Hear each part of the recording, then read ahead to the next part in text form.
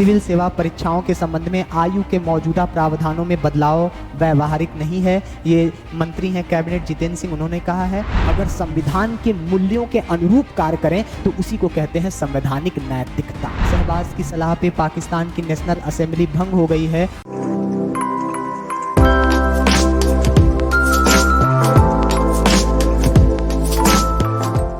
स्वागत है आप सभी का हमारे YouTube चैनल आकार IAS पे। आज के इस एपिसोड में एक बार फिर हम देखने जा रहे हैं 11 अगस्त के महत्वपूर्ण करंट अफेयर के पोर्शन को, जो डेली न्यूज़ पर आधारित ये सीरीज चल रही है जिसका नाम रखा गया है नज़रिया मेंस का।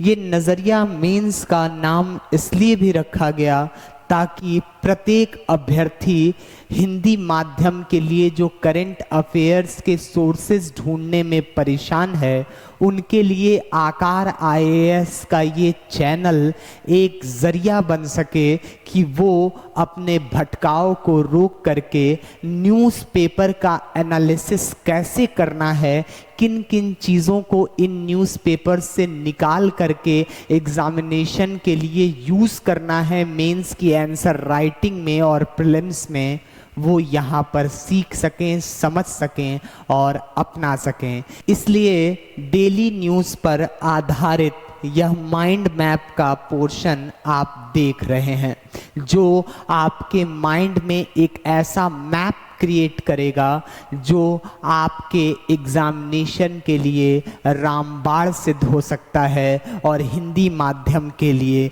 ब्रह्मास्त्र बन सकता है। क्योंकि हिंदी माध्यम में ट्रेन योर ब्रेन का कॉन्सेप्ट अभी तक नहीं पहुंच पाया है। इस वजह से लगातार हिंदी माध्यम का रिजल्ट भी डाउन होता जा रहा है। ऐसे में अगर आप न्यूज़पेपर के साथ अपनी प्रिपरेशन को बढ़ाते हैं और न्यूज़पेपर की एक हेडिंग से आप GS पेपर्स को कोरिलेट करना सीख जाते हैं तो आप फर्स्ट रैंकर तक पहुंच सकते हैं, चाहे वो PCS का एग्ज़ाम हो या फिर UPSC का। तो आइए ट्रेन योर ब्रेन करिए आकार IAS के साथ। इसमें हम डेली न्यूज़ पर आधारित मेंस की राह संपादकीय चलो परिभाषा ढूंढें, इम्पॉर्टेंट एक्ट ऑर्गेनाइजेशन योजनाएं और इंडेक्स पे बात करते हैं, वर्ल्ड इम्पॉर्टेंट साइट्स मैपिंग की बात करते हैं और एस्से कोटेशन को सम्मिलित करते हैं। ये सभी आधारित है जनसत्ता अखबार से, क्योंकि जनसत्ता अखबार में प्रचार कम होते हैं, राजनीतिक पृष्ठभूमि कम होती है, इसमें तथ्यों के साथ सही जानकारी तटस्थता के साथ दी जाती है, जो कि हिंदी माध्यम के लिए काफ़ी महत्वपूर्ण अखबार हो जाता है PCS और UPSC की तैयारी करने वाले अभ्यर्थियों के लिए। आइए स्टार्ट करते हैं आज की क्लास। पहली स्लाइड में आप देख रहे हैं कि मुख्य चुनाव आयुक्त और आयुक्तों की नियुक्ति में नहीं होंगे प्रधान न्यायाधीश। बीते दिनों मार्च 2023 में सुप्रीम कोर्ट ने फैसला दिया था कि चुनाव आयोग सिर्फ एक संवैधानिक आयोग ही नहीं है, अपितु लोकतंत्र को बचाए रखने का एक स्वतंत्र प्रहरी है और इसका स्वायत्त होना संविधान की मांग भी है और संविधान बनाने वालों की विचारधारा भी।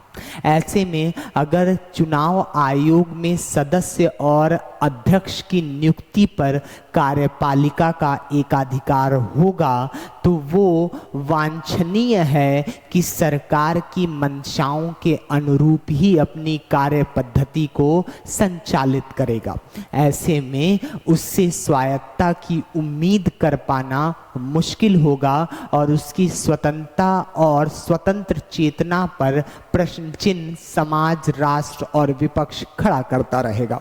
ऐसे में आवश्यकता है कि अब चुनाव आयुक्तों और अध्यक्ष की नियुक्ति लोकसभा के विपक्ष के नेता, भारत के प्रधानमंत्री और भारत के मुख्य न्यायाधीशों से सम्मिलित 3 सदस्यों की समिति बहुमत के आधार पर करेगी। ये बात नागवार गुजरी है वर्तमान सरकार को और उसने मानसून सत्र में राज्यसभा में एक विधेयक लेकर के आई है, जिसमें कहा गया है कि जो 3 सदस्यों की समिति बनाने की सिफारिश सुप्रीम कोर्ट ने की थी और कहा था कि जब तक केंद्र सरकार इस पे कोई अन्यथा फैसला या कानून नहीं बनाती है तब तक यही फैसला अप्लाइड किया जाएगा, इसी को प्रयोग में लाया जाएगा। इसको बदल करके हम विधेयक लेकर के आ रहे हैं, बिल लेके आए हैं, जिसमें हम चीफ जस्टिस ऑफ इंडिया की जगह प्रधानमंत्री के द्वारा सेलेक्ट किया हुआ कोई कैबिनेट मंत्री रहेगा और लोकसभा के विपक्ष के नेता रहेंगे और प्रधानमंत्री। ऐसे में वापस से इन चुनाव आयुक्त के नियुक्तियों पर केंद्र सरकार का ही एकाधिकार होगा और उनकी स्वायत्ता पे पुनः प्रश्न चिन्ह बना रहेगा। इसी परिप्रेक्ष्य में हमने प्रश्न फ्रेम किया है कि कार्यपालिका और न्यायपालिका के बीच चुनाव आयुक्तों की नियुक्ति को लेकर जारी संवैधानिक द्वंद्व के बीच संवैधानिक संस्थाओं में स्वायत्ता की महत्ता पर प्रकाश डालिए। अब ये संवैधानिक संस्थाएं क्या हैं? संवैधानिक संस्थाओं पे अगर नजर डालें तो चुनाव आयोग, सुप्रीम कोर्ट, वित्त आयोग, भारत के नियंत्रक महालेखा परीक्षक, महान्यायवादी, ये सभी जो हैं महाधिवक्ता वगैरह, ये भारत के क्या हैं? ऐसे आयोग हैं जिनका जिक्र, जिनका वर्णन संविधान में मिलता है। इसके साथ ही साथ राष्ट्रीय पिछड़ा वर्ग आयोग, राष्ट्रीय अनुसूचित जाति और राष्ट्रीय अनुसूचित जनजाति आयोग, ठीक है। इसी तरह से अन्य आयोग भी जो भारत के संविधान में उल्लेखित हैं, उसी प्रकार निर्वाचन आयोग का भी उल्लेख संविधान के अनुच्छेद 324 में देखने को मिलता है, जिसमें प्रारंभिक रूप से एक ही व्यक्ति होता था आयोग में, सदस्य और अध्यक्ष, लेकिन धीरे धीरे इसको बहुसदस्यीय बनाया गया। बीच में सदस्यता खत्म भी की गई, सिर्फ एक व्यक्ति के ही सदस्य वाला ये आयोग था। लेकिन 1991 के बाद परिवर्तन हुआ और इसमें लगभग बहुमत के आधार पर निर्णय लेने की बात कही गई और 3 सदस्यों यानी एक अध्यक्ष और 2 सदस्य मिलकर के चुनाव आयोग का गठन होता है। तो ऐसे में भारत में जो लोकतंत्र है, उस लोकतंत्र को बचाए रखने का जिम्मा जो है अलग अलग कार्य करने वाली संवैधानिक संस्थाओं पर है। अगर चुनाव आयोग ही अपनी स्वतंत्रता के आधार पर और अपने संवैधानिक मूल्यों के आधार पर फैसला नहीं ले पाती है, किसी राजनीतिक परिप्रेक्ष्य में फैसला लेने के लिए बाधित होती है, तो फिर लोकतंत्र को बचाए रखने और उसका जो बुनियाद है, उसकी आधारशिला है चुनाव, वो चुनाव में जो प्रश्न उठते रहते हैं ईवीएम को लेकर के या फिर अदर चीज़ें लेकर के कि चुनाव आयोग पक्षपातपूर्ण रवैया अपना रहा है, फला सत्ता पक्ष के पार्टी पर वो कंप्लेन करने पे बहुत स्लो प्रोसेसिंग में निर्णय ले रहा है और विपक्ष के ऊपर डायरेक्ट निर्णय ले रहा है। ऐसी बहुत सी घटनाएं निकल करके वर्षों से आ रही हैं, चाहे ये बीजेपी की सरकार रही हो या कांग्रेस की रही हो या फिर जनता दल की रही हो, अलग अलग समय में अलग अलग सरकारों के ऊपर संवैधानिक संस्थाओं के दुरुपयोग का आरोप लगता रहा है। ऐसे में क्या आवश्यकता नहीं है कि संवैधानिक मूल्यों के तहत और भारत के संविधान बनाने वालों की जो नीयत थी उसके आधार पे संवैधानिक संस्थाओं का पुनः स्ट्रक्चर किया जाना चाहिए और उनके महत्व को जन जन तक पहुंचाने का प्रयास किया जाना चाहिए। एक लंबी डिबेट होनी चाहिए न्यूज़ चैनलों पर कि आखिर क्या महत्ता है भारत की संवैधानिक संस्थाओं के स्वायत्त रहने पर, ठीक है। तो ये सभी चीजें आपको इसमें डालनी है, ठीक है। अगला है एडिटोरियल से संबंधित प्रश्न है कि बेहतरी के बावजूद विषमता, यानी भारत में आर्थिक समृद्धि तो हो रही है लेकिन आर्थिक समानता नहीं देखी जा रही है। भारत में आर्थिक असमानता की खाई दिन प्रतिदिन बढ़ता चला जा रहा है। भारत के समक्ष एक ओर जहां गरीब गरीब होते जा रहा है तो अमीर और अमीर होते जा रहा है। ये अलग बात है कि नीति आयोग की हालिया बहुआयामी गरीबी सूचकांक सूचकांक बताती है कि भारत में पिछले कुछ वर्षों से गरीबी का आंकड़ा कम हुआ है, लेकिन फिर भी अगर हम गरीब कल्याण योजना पे नज़र डालें तो सरकार ने स्वयं बताया है कि वो 80 करोड़ लोगों तक अनाज पहुंचा रही है फ्री में, ताकि उनका पोषण हो सके आफ्टर कोविड। लेकिन आप बताइए कि अगर कोई स्वयं में सक्षम हो तो क्या सरकार को देने की आवश्यकता है 80 करोड़ लोगों को गरीब अन्न कल्याण योजना के तहत? नहीं। तो फिर जवाब मिलता है कि ये बताता है, ये प्रदर्शित करता है कि भारत में अब भी गरीबी बनी हुई है। और ये सब कहाँ कहा जा रहा है? इस आर्टिकल में इसी सब बारे में बात की गई है। तो प्रश्न है, आर्थिक असमानता से आप क्या समझते हैं? भारत में गरीबी के आंकड़ों को प्रदर्शित करते हुए इसके अब तक समाप्त न होने के कारणों का विश्लेषण कीजिए। क्या कारण है कि 5वीं और 6ठी पंचवर्षीय योजनाओं में गरीबी हटाओ का नारा इंदिरा गांधी के द्वारा दिया गया और उस वक्त से लेकर के आज तक भारत में गरीबी को समाप्त नहीं किया जा सका, अपितु कितने गरीबी ही समाप्त हो गए, दुनिया से चले गए।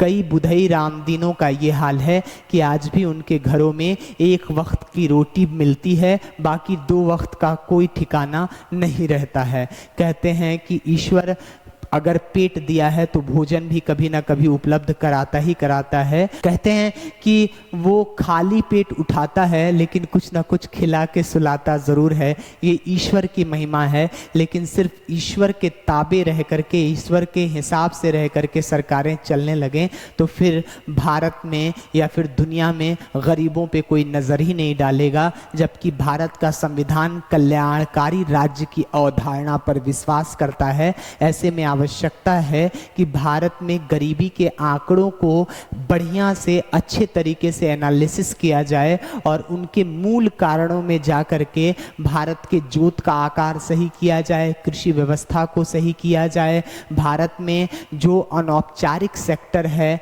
उन पर रोजगार के लिए काम किया जाए, भारत में सरकारी सेक्टरों में जो योजनाएं निकलती हैं उनका लाभ महत्तम रूप तक उनके लाभार्थियों तक पहुंच सके, भ्रष्टाचार को कम किया जाए। इस प्रकार से जाकर के हम गरीबी उन्मूलन की ओर आगे बढ़ सकते हैं। ठीक है। दूसरा है योजनाओं में से, देखिए इसी से संबंधित हो गया कि योजनागत भ्रष्टाचार से आप क्या समझते हैं, क्या तात्पर्य है? भारत में भ्रष्टाचार की बढ़ती खाई के कारणों और इनके निवारण पर विवेचना कीजिए। यानी ट्रांसपेरेंसी इंटरनेशनल द्वारा भ्रष्टाचार सूचकांक निकाला जाता है, उसके बारे में बताइए कि भारत का क्या आंकड़ा है।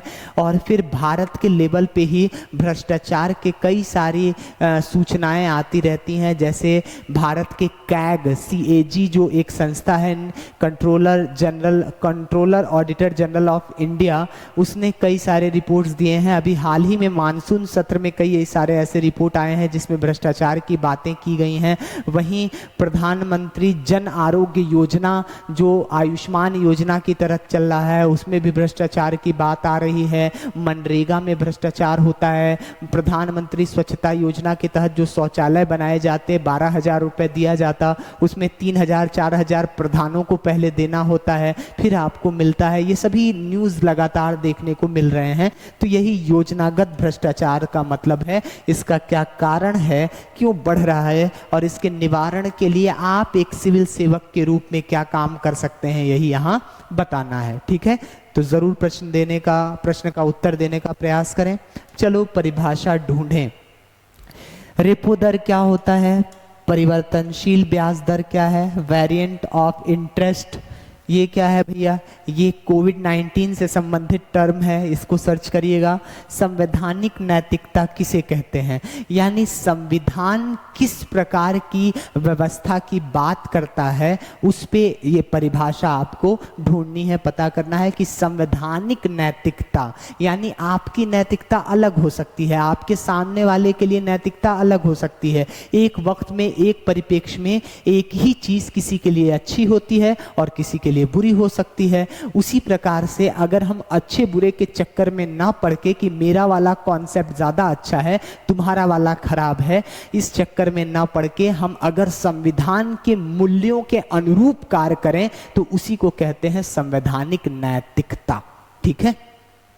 सीमांत स्थायी सुविधा क्या है और नगद आरक्षी अनुपात CRR क्या है, क्यों इसको बैंकों में जमा करना पड़ता है, क्या कारण है। तो मोस्टली ये जो है आज बैंकिंग से रिलेटेड आपको परिभाषा ढूंढनी है। अगला है वर्ल्ड इंपॉर्टेंट साइट्स क्या है, इक्वाडोर कहाँ है, पेरू, पेंटागोनिया का मरुस्थल, काला सागर, हवाई द्वीप समूह, सोलेमन द्वीप समूह और मॉस्को। ये सभी पता करिए कौन से महासागर में द्वीप है, किस देश का है, उस पे कोई ज्वालामुखी है क्या, कोई बड़ा पर्वत श्रृंखला है क्या, या फिर इक्वाडोर है तो ये लैंडलॉक है या फिर इस ओशन के किनारे है, या इसकी राजधानी कौन सी है, साउथ अमेरिका में है कि नॉर्थ अमेरिका में है, ऐसे सब पता करिए। अगर सागर दे रहा है तो सागर पता करिए कि कौन कौन से देश उसके किनारे आते हैं, इस काला सागर में कौन कौन सी नदियां आकर के प्रवाहित होती हैं, वो यूरोप की सबसे बड़ी नदी है क्या या छोटी नदी है, काला सागर में कौन कौन सी जल संधियां दिखती हैं, जैसे क्रेच जल संधि काला सागर से जुड़ा हुआ है, एक एजोब सागर जो कि रशिया और यूक्रेन के बीच में है और इन दोनों को मिलाने वाली पतली जल रेखा कहलाती है क्रेच जल संधि के नाम से। तो काला सागर में वोल्गा नदी गिरती है, डेन्यूब नदी गिरती है, इसके बारे में पता करें। ठीक है, डेन्यूब नदी ऐसी नदी है जिसपे मैक्सिमम राजधानियां बसी हुई हैं यूरोप की।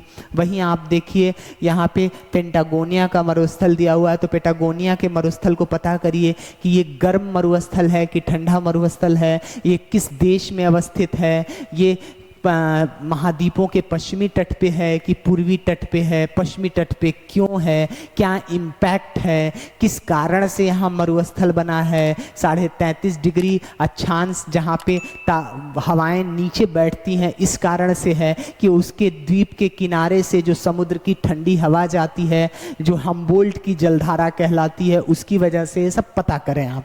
ठीक है, अगला है इंपॉर्टेंट एक्ट, योजनाएं, ऑर्गेनाइजेशन। विश्व स्वास्थ्य संगठन कब गठन हुआ, अध्यक्ष कैसे चुने जाते हैं, भारत का इसमें क्या अधिकार है, भारतीय चुनाव आयोग संविधान में किस भाग में है, किस अनुच्छेद में है, कब एक सदस्यीय रहा, कब बहुसदस्यीय बन गया, इसके अभी अध्यक्ष कौन से हैं, सदस्य कौन से हैं, इनकी नियुक्ति कैसे होती है, इनको हटाया कैसे जा सकता है, इनको वेतन कैसे मिलता है, ये सभी पता करें। राष्ट्रीय हरित अधिकरण कब गठन हुआ, 2010 में गठन हुआ, पर्यावरण से रिलेटेड ये मामले देखता है। ठीक है, 6 महीने के अंदर इसको जो है फैसले देने होते हैं। बहुआयामी गरीबी सूचकांक, नागर विमानन महानिदेशालय, परिधान निर्यात संवर्धन परिषद और संघ लोक सेवा आयोग, इन सभी के बारे में आपको पता करना है। ठीक है, चलिए आगे चलते हैं कोटेशन पे। मेरे दोस्तों, किसी भी चीज को कुरूप मत कहो सिवा उस भय के जिसकी मारी कोई आत्मा स्वयं अपनी स्मृति से डरने लगती है।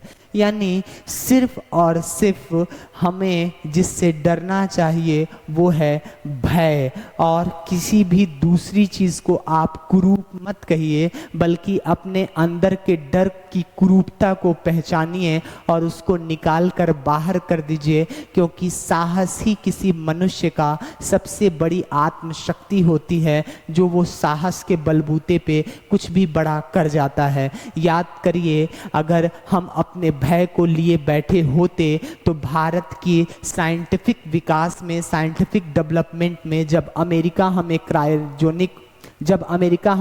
क्रायोजेनिक इंजन नहीं दे रहा था और हमें आंखें दिखाता था कि तुम ऐसा कुछ नहीं कर सकते, तब बिना किसी विदेशी सपोर्ट के भारत के वैज्ञानिकों ने, सर APJ अब्दुल कलाम ने क्रायोजेनिक इंजन और मिसाइल दे करके भारत का नाम पूरे विश्व में रोशन किया। वो भय से छोड़ करके साहस की ओर आगे बढ़े। ठीक है, ये साइंटिफिक चीज़ें हो गई हैं आपकी। ठीक है, हमने कई बार चीज़ों को देखा है अलग अलग सामाजिक, आर्थिक, राजनीतिक रूप से और ऐतिहासिक रूप से। बताइए भय था कि नहीं था कि सती प्रथा को हटाया नहीं जा सकता है, लेकिन एक व्यक्ति राजा राम मोहन राय के रूप में आता है और वो साहस करता है अपने अंदर के भय की कुरूपता को मिटाते हैं और ये साहस करते हैं जो ये कहलाता है कि आत्मा स्वयं अपनी स्मृति से डरने लगेगी, इससे अच्छा है कि मैं इस स्मृति को निकाल देने का प्रयास करूं। और वो 1829 में सती प्रथा अधिनियम बनाने में कामयाब हो जाते हैं और विधवा महिलाओं को जलाने से रोकने का एक कठोर कानून बनाया जा सका है। ठीक है, तो ये सभी चीजें जोड़ी जा सकती हैं इस कोटेशन से। इंपॉर्टेंट जो आर्टिकल्स रहे वो योजनाओं में सेध मोदी सरकार के खिलाफ दूसरी बार ये लाया गया था अविश्वास प्रस्ताव। नहीं बढ़ेगी मकान वाहन कर्ज की मासिक किस्त, ये भी उसी का बड़ा जो बचा हुआ न्यूज़ है उसके बारे में है। फिर है चिकित्सा उपकरण क्षेत्रों में वृद्धि की बड़ी संभावनाएं, तो पता करिए चिकित्सा उपकरण किन किन चीज़ों के बारे में बात हो रही है। एरिस कोविड बहुरूप अन्य की तुलना में कम खतरनाक, यहीं पे शब्द आया है वेरिएंट ऑफ इंटरेस्ट। ठीक है, सिविल सेवा परीक्षाओं के संबंध में आयु के मौजूदा प्रावधानों में बदलाव व्यवहारिक नहीं है, ये मंत्री हैं कैबिनेट जितेंद्र सिंह, उन्होंने कहा है। और उत्तर कोरिया के जो राष्ट्रपति हैं किम जोंग, वो उन्होंने कहा है कि किम ने अपना जनरल बदला है और जंग की तैयारी का ऐलान किया है अमेरिका के साथ। शहबाज की सलाह पे पाकिस्तान की नेशनल असेंबली भंग हो गई है और इन्होंने एक्सेप्ट किया है कि बिना सेना के सहयोग से हम देश की सरकार नहीं चला सकते। यानी भारत के द्वारा बार बार कहा जाना कि पाकिस्तान की सरकार रावलपिंडी से चलती है, वो आज तथ्य क्लियर होता है। और ये भी क्लियर होता है कि जब जब सेना के हाथ में लोकतंत्र को मरने के लिए छोड़ दिया जाता है तब तब उस देश की आधारशिला और बुनियादें ढह जाती हैं, क्योंकि जनता के द्वारा चुने हुए प्रतिनिधि ही जनता के लिए सही मायनों में कार्य कर सकते हैं। अन्यथा सेना जनता का कभी प्रतिनिधि नहीं हो सकता, जनता की सिर्फ सहानुभूति हो सकती है। उच्च न्यायपालिका के जजों की सेवानिवृत्ति की आयु में बदलाव का कोई प्रस्ताव नहीं है, तो पता करिए उच्च न्यायपालिका में जजों की सेवानिवृत्ति कैसे की जाती है, कितने उम्र में होता है। ठीक है, कांग्रेस का अमित शाह के खिलाफ विशेषाधिकार हनन। हाल ही में लोकसभा में इन्होंने किसी एक महिला के बारे में बताया जो कलावती नाम से है। उन्होंने कहा कि राहुल गांधी इनसे मिलने गए और उन्होंने उनका कहा कि हम आपका सपोर्ट करेंगे, मदद करेंगे, आपकी परेशानियों को दूर करेंगे, लेकिन उस परेशानी को दूर करने में प्रधानमंत्री ने महत्वपूर्ण भूमिका निभाई। और फिर जब उस महिला से इस बारे में पूछा गया तो महिला ने कहा कि मुझे केंद्र सरकार या केंद्र सरकार में चल रही पार्टी से कोई सपोर्ट नहीं मिला है, मुझे जो कुछ दिया है राहुल गांधी जी ने किया है। तो ऐसे में ये संसद में बोला गया वक्तव्य झूठ साबित होता हुआ प्रदर्शित हो रहा है, उसी विषय में ये यहाँ पे बता रहा है ये आर्टिकल। और इसी के खिलाफ विशेषाधिकार हनन प्रस्ताव लाया गया है। पता करिए विशेषाधिकार हनन प्रस्ताव क्या होता है संसद में। ठीक है, तो आज के इस 11 अगस्त के नजरिया मेंस की राह में इतना ही। उम्मीद है आपको ये एनालिसिस, ये सीरीज पसंद आ रही होगी। देखते रहिए हमारा खास कार्यक्रम नजरिया मेंस का आकार IAS और रहबर नवाज के साथ। जय हिंद, जय भारत।